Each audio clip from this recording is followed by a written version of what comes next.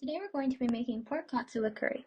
To make this dish, you will need pork cutlets, eggs, flour, panko breadcrumbs, a potato, a carrot, an onion, Korean curry powder, and Korean rice. First, wash your hands thoroughly with soap. To start off, you want to cook your rice. You want to make sure you rinse the rice until the water runs clear. From there, cook your rice in the pressure cooker for 25 minutes. While the rice is cooking, grab a medium-sized pot and fill it halfway with water. Put it on the stove and wait for it to simmer. Then wash and peel your potato and carrot. Make sure to rinse the veggies after peeling and pat dry with a paper towel. Next, use a sharp knife to cut your clean carrot into circles, about the size of a coin and about a centimeter thick. Then dice the potato on a clean cutting board into large cubes. In a similar fashion, peel the onion and dice the onion to roughly the same size as your potatoes. Once your veggies are prepared, the water should be at a simmer and close to boiling. Toss the potatoes and carrots into the pot as they take longer to cook than the onion. In the presence of heat and water, the starch in the potatoes will go through a process called gelatinization.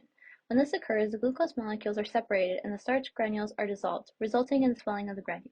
As we add in the Korean curry powder, gelatinization from the potatoes will lead to the obstruction of flow of water, which will result in thickening of the sauce. Once the curry powder has been stirred in, we will add our onions and simmer the sauce until the sauce has a thick consistency. Flavor with salt as needed. Before moving on to the preparation of pork katsu, it's important to be aware of the food safety when handling raw pork. Raw pork harbors harmful bacteria, so having a designated area, cutting board, and knife is required. To prevent cross-contamination, ensure the cutting board and knife are thoroughly washed in between their use with the vegetables and the meat. After handling raw pork, be sure to clean all surface areas in contact with the meat.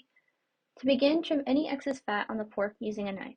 You then want to make shallow diagonal slits on both sides of the pork loin, then season both sides with salt and pepper.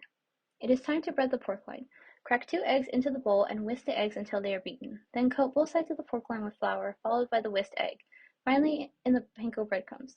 For extra crispy katsu, the egg and panko steps can be repeated once more. Now you're ready to fry the pork. Add about an inch of canola oil into a large pan over medium heat. The oil is heated via conduction, where the gas-filled fire directly heats the pan, which then directly heats the oil that fries the pork. To test if the oil is ready for frying, take a small pinch of panko breadcrumbs and drop it in the oil. If it sizzles and rises to the surface within a couple of seconds, it is ready. Using clean tongs, carefully place each breaded piece of pork into the oil and fry on each side for about a minute or until golden brown. These pork loins can now be referred to as katsu. It is imperative that the pork is completely cooked before serving. As an additional safety measure, check its internal temperature to see if it has reached 145 degrees Fahrenheit. Place the katsu on a plate lined with paper towels so that the excess oil can be absorbed. Once slightly cooled, transfer to a clean cutting board and cut with vise. Now it is time to plate. On a bed of rice, place the katsu first and then pour the vegetable curry on top.